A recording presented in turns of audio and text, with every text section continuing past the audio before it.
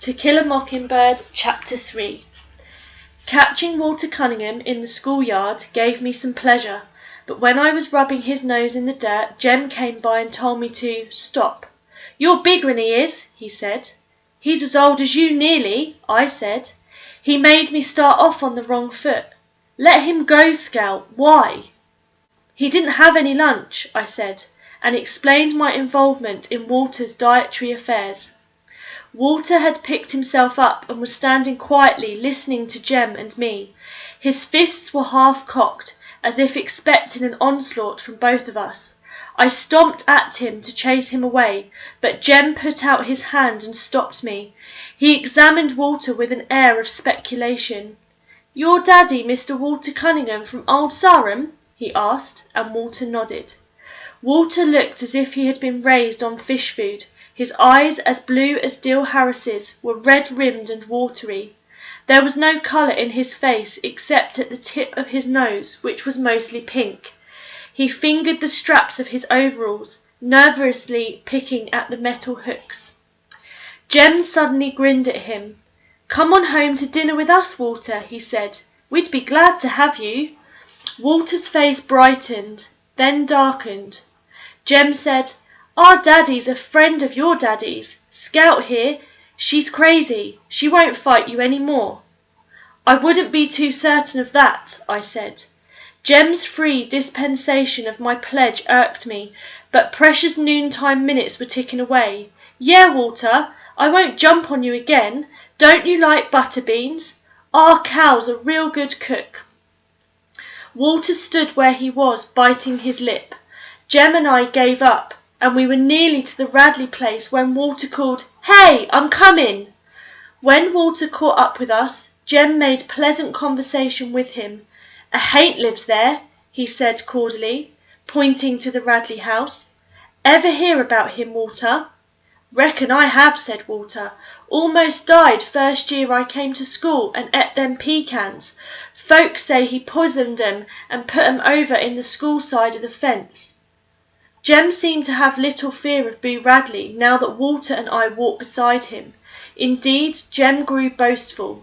"I went all the way up to the house once," he said to Walter. "Anybody who went up to the house once ought not to still run every time he passes it," I said to the clouds above. "And who's running, Miss Priss?" "You are, when ain't anybody with you." By the time we reached our front steps, Walter had forgotten he was a Cunningham. Jem ran to the kitchen and asked Calpurnia to set an extra plate. We had company. Atticus greeted Walter and began a discussion about crops neither Jem nor I could follow. "Reason I can't pass the first grade, Mr. Finch, is I've had to stay out ever spring and help Papa with the chopping, but there's another un at the house now that's field size."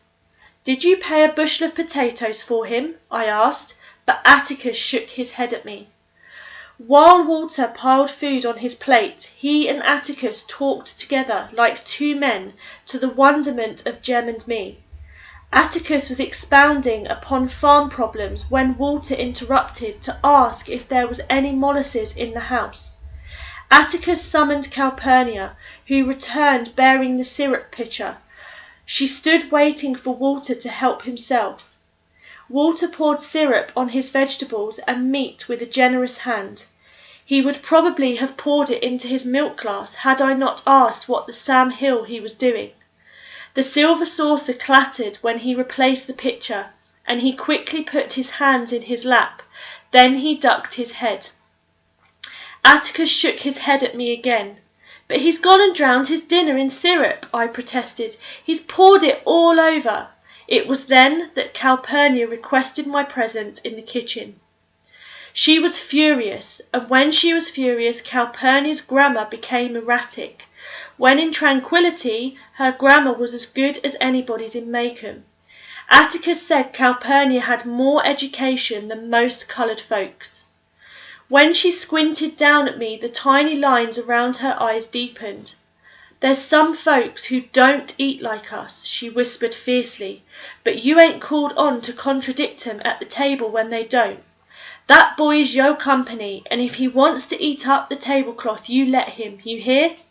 He ain't company, Cal. He's just a Cunningham. Hush your mouth. Don't matter who they are. Anybody sets foot in this house is your company, and don't you let me catch you remarking on their ways like you was so high and mighty. You folks might be better than the Cunninghams, but it don't count for nothing the way you're disgracing him. If you can't act fit to eat at the table, you can just sit here and eat in the kitchen. Calpurnia sent me through the swinging door to the dining room with a stinging smack. I retrieved my plate and finished dinner in the kitchen, thankful, though, that I was spared the humiliation of facing them again. I told Calpurnia to just wait. I'd fix her. One of these days, when she wasn't looking, I'd go off and drown myself in Barker's eddy, and then she'd be sorry. Besides, I added, she'd already gotten me into trouble once today. She had taught me to write, and it was all her fault. Hush your fussing, she said. Jem and Walter returned to school ahead of me. Staying behind to advise Atticus of Calpurnia's iniquities was worth a solitary sprint past the Radley place. She likes Jem better than she likes me anyway, I concluded, and suggested that Atticus lose no time in packing her off. Have you ever considered that Jem doesn't worry her half as much? Atticus's voice was flinty. I've no intention of getting rid of her, now or ever. We couldn't operate a single day without Cal. Have you ever thought of that? You think about how much Cal does for you, and you mind her, you hear? I returned to school and hated Calpurnia steadily until a sudden shriek shattered my resentments. I looked up to see Miss Caroline standing in the middle of the room, sheer horror flooding her face. Apparently she had revived enough to persevere in her profession. "It's alive!" she screamed. The male population of the class rushed as one to her assistance. Lord, I thought she'd scared of a mouse. Little Chuck Little, whose patience with all living things was phenomenal, said, "Which way did he go, Miss Caroline? Tell us where he went, quick, D.C. He turned to a boy behind him. "D.C., shut the door and we'll catch him. Quick, ma'am, where'd he go?" Miss Caroline pointed a shaking finger not at the floor, nor at a desk, but to a hulking individual unknown to me. Little Chuck's face contracted, and he said gently, "You mean, ma'am, yes'm, he's alive. Did he scare you some way?" Miss Caroline said desperately, "I was just walking by when it crawled out of his hair, just crawled out of his hair." Little Chuck grinned broadly. "There ain't no need to fear a cootie, ma'am. Ain't you ever seen one? Now don't you be afraid. You just go back to your desk and teach us some more." Little Chuck Little was another member of the population who didn't know where his next meal was coming from, but he was a born gentleman. He put his hand under her elbow and led Miss Caroline to the front of the room. "Now don't you fret, ma'am," he said. "There ain't no need to fear a cootie. I'll just fetch some cool water." The Cooties' host showed not the faintest interest in the furor he had wrought. He searched the scalp above his forehead, located his guest, and pinched it between his thumb and forefinger. Miss Caroline watched the process in horrid fascination. Little Chuck brought water in a paper cup, and she drank it gratefully. Finally she found her voice. "What is your name, son?" she asked softly. The boy blinked. "Who, me?" Miss Caroline nodded. "Burris Ewell." Miss Caroline inspected her roll book. "I have a Ewell here, but I don't have a first name. Would you spell your first name for me?" "Don't know how. They call me Burris at home." "Well, Burris," said Miss Caroline, "I think we'd better excuse you for the rest of the afternoon. I want you to go home and wash your hair." From her desk she produced a thick volume, leafed through its pages and read for a moment. "A good home remedy for Burris. I want you to go home and wash your hair with lye soap. When you've done that, treat your scalp with kerosene." "What for, missus?" "To get rid of the cooties. You see, Burris, the other children might catch them. You wouldn't want that, would you?" The boy stood up. He was the filthiest human I had ever seen. His neck was dark grey, the backs of his hands were rusty, and his fingernails were black deep into the quick. He peered at Miss Caroline from a fist-sized clean space on his face. No one had noticed him, probably because Miss Caroline and I had entertained the class most of the morning. "And Burris," Miss Caroline said, "please bath yourself before you come back tomorrow." The boy laughed rudely. "You ain't sending me home, missus. I was on the verge of leaving. I done my time for this year." Miss Caroline looked puzzled. "What do you mean by that?" The boy did not answer. He gave a short, contemptuous snort. One of the elderly members of the class answered her. "He's one of the Ewells, ma'am," and I wondered if this explanation would be as unsuccessful as my attempt, but Miss Caroline seemed willing to listen. "Whole school's full of 'em. They come first day every year and then leave. The truant lady gets 'em here 'cause she threatens 'em with the sheriff, but she's give up trying to hold 'em. She reckons she's carried out the law just getting their names on the roll and running 'em here the first day. You're supposed to mark 'em absent the rest of the year." "But what about their parents?" asked Miss Caroline in genuine concern. "Ain't got no mother," was the answer, "and their pa's right contentious." Burris Ewell was flattened by the recital. "Been coming to the first day of the first grade for 3 years now," he said expansively. "Reckon if I'm smart this year they'll promote me to the second." Miss Caroline said, "Sit back down, please, Burris," and the moment she said it I knew she had made a serious mistake. The boy's condescension flashed to anger. "You try and make me, missus." Little Chuck Little got to his feet. "Let him go, ma'am," he said. "He's a mean one, a hard-down mean one. He's liable to start something, and there's some little folks here." He was among the most diminutive of men, but when Burris Ewell turned towards him, little Chuck's right hand went to his pocket. "Watch your step, Burris," he said. "I'd soon as kill you as look at you. Now go home." Burris seemed to be afraid of a child half his height, and Miss Caroline took advantage of his indecision. "Burris, go home. If you don't, I'll call the principal," she said. "I'll have to report this anyway." The boy snorted and slouched leisurely to the door. Safely out of range, he turned and shouted, "Report and be damned to ya! Ain't no snot-nosed slut of a school-teacher ever born can make me do nothing. You ain't making me go nowhere, missus. You just remember that. You ain't making me go nowhere." He waited until he was sure she was crying. Then he shuffled out of the building. Soon we were clustered around her desk, trying in our various ways to comfort her.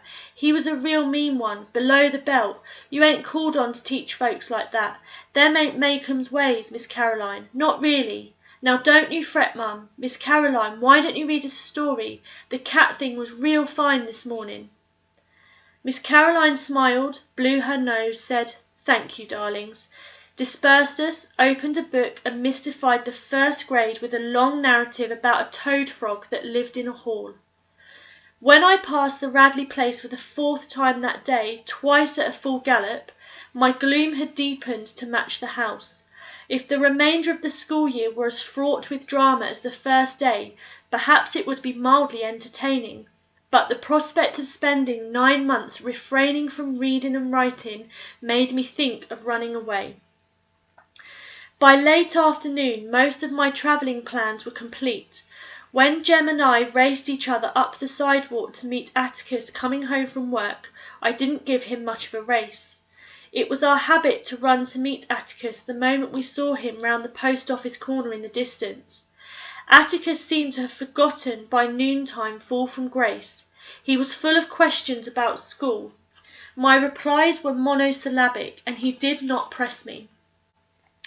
Perhaps Calpurnia sensed that my day had been a grim one. She let me watch her fix supper. "Shut your eyes and open your mouth and I'll give you a surprise," she said. It was not often that she made crackling bread. She said she never had time, but with both of us at school today had been an easy day for her. She knew I loved crackling bread. "I missed you today," she said. "The house got so lonesome. Long about 2 o'clock I had to turn on the radio." "Why? Jem and me ain't ever in the house unless it's raining." "I know," she said, "but one of you's always in calling distance. I wonder how much of the day I spent just calling after you. Well," she said, getting up from the kitchen chair, "it's enough time to make a pan of crackling bread, I reckon. You run along now and let me get supper on the table." Calpurnia bent down and kissed me. I ran along, wondering what had come over her. She had wanted to make up with me, that was it. She had always been too hard on me. She had at last seen the error of her fractious ways. She was sorry and too stubborn to say so. I was weary from the day's crimes. After supper, Atticus sat down with the paper and called, "Scout, ready to read?" The Lord sent more than I could bear, and I went to the front porch. Atticus followed me. "Something wrong, Scout?" I told Atticus I didn't feel well and didn't think I'd go to school any more if it was all right with him. Atticus sat down in the swing and crossed his legs. His fingers wandered to his watch pocket. He said that was the only way he could think. He waited in amiable silence, and I sought to reinforce my position. "You never went to school, and you did all right, so I'll just stay home too.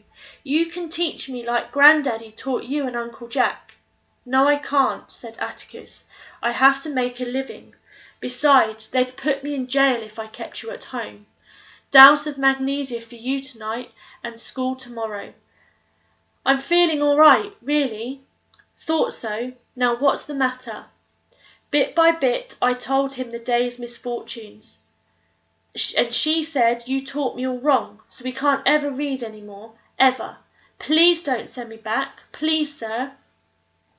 Atticus stood up and walked to the end of the porch. When he completed his examination of the wisteria vine, he strolled back to me.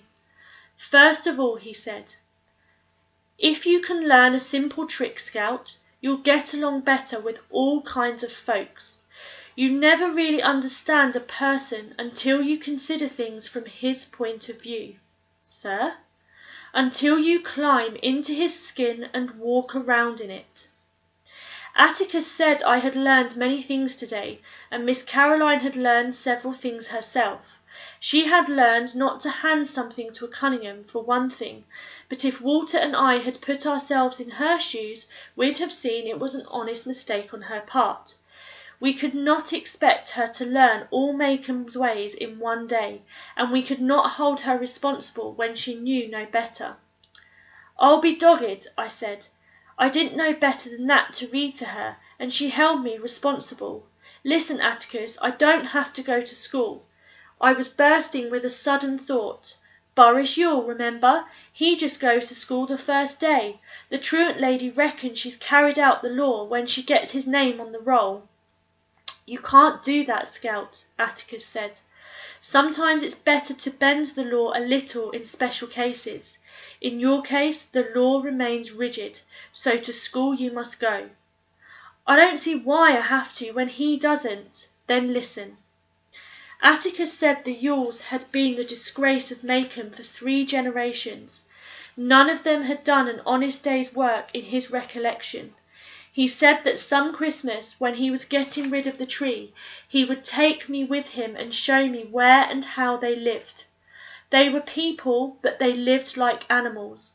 They can go to school any time they want to, when they show the faintest symptom of wanting an education, said Atticus. There are ways of keeping them in school by force, but it's silly to force people like the Ewells into a new environment. If I didn't go to school tomorrow, you'd force me to. Let us leave it at this, said Atticus dryly. You, Miss Scout Finch, are of the common folk. You must obey the law. He said that the Ewells were members of an exclusive society made up of Ewells. In certain circumstances, the common folk judiciously allowed them certain privileges by the simple method of becoming blind to some of the Ewells' activities. They didn't have to go to school, for one thing. Another thing, Mr. Bob Ewell, Burris's father, was permitted to hunt and trap out of season. Atticus, that's bad, I said. In Macomb County hunting out of seasons was a misdemeanour at a law, a capital felony in the eyes of the populace. It's against the law, all right, said my father, and it's certainly bad, But when a man spends his relief checks on green whiskey, his children have a way of crying from hunger pains. I don't know of any landowner around here who begrudges those children any game their father can hit. Mr. Ewell shouldn't do that. Of course he shouldn't, but he'll never change his ways. Are you going to take out your disapproval on his children? No, sir, I murmured, and made a final stand. But if I keep on going to school, we can't ever read any more. That's really bothering you, isn't it? Yes, sir. When Atticus looked down at me, I saw the expression on his face that always made me expect something. Do you know what a compromise is? He asked. Bending the law? No, an agreement reached by mutual concessions. It works this way, he said. If you'll concede the necessity of going to school, we'll go on reading every night just as we always have. Is it a bargain? Yes, sir. We'll consider it sealed without the usual formality, Atticus said, when he saw me preparing to spit. As I opened the front screen door, Atticus said, By the way, Scout, you'd better not say anything at school about our agreement. Why not? I'm afraid our activities would be received with considerable disapprobation by the more learned authorities. Jem and I were accustomed to our father's last will and testament diction, and we were at all times free to interrupt Atticus for a translation when it was beyond our understanding. Huh? I never went to school, he said, but I have a feeling that if you tell Miss Caroline we read every night, she'll get after me, and I wouldn't want her after me. Atticus kept us in fits that evening, gravely reading columns of print about a man who sat on a flagpole for no discernible reason, which was reason enough for Jem to spend the following Saturday aloft in the treehouse. Jem sat from after breakfast until sunset, and would have remained overnight had not Atticus severed his supply lines. I had spent most of the day climbing up and down, running errands for him, providing him with literature, nourishment, and water, and was carrying him blankets for the night, when Atticus said if I paid no attention to him, Jem would come down. Atticus was right.